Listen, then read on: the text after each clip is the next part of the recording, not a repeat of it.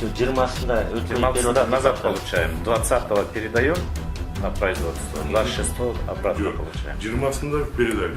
Да. Суббота рабочий? Нет. А как вы передали 20-го? Что вас заставило работать в выходные дни? Мы те дни работали, Нет, дорогие мои, 20-го. да, утвержден ваш рабочий день, по-моему, регламентируется правительством, да?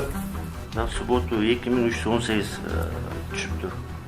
В связи с тем, что накопилось, на выходные... Суббота не рабочий. Вы что, приказ издали? По своему ведомству, чтобы 20-го рабочий день. Принесите мне этот приказ. Такого приказа нет. А какого черта вы 20-го передаете? Вот этот вопрос. Мотостач мен жогору коюмун ошол маселеге.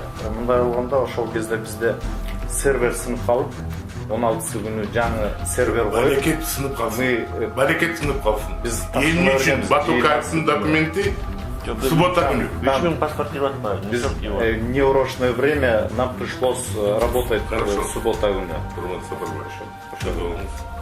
20-сында рабочий день объявили. Хорошо. Прекрасно. Все. Не, Жоқ приказ- десе, приказ жоқ нет. деп айт.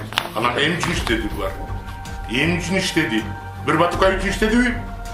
Ошону мага жазып берди. Капылбы? Экинчиси.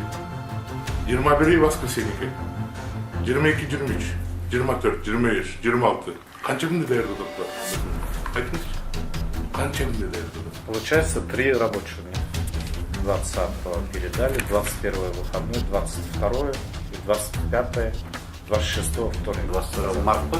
22 марта тоже не рабочий день. Эй, Потому что Наурыз деген ұмытып қалдыңар. Наурыз емес. Иә, нені айтып отырсыңар? 21-ді. Иә, 21 выходной. Переносится же. Перенос. Нені жұмықты айтып отырсыңар?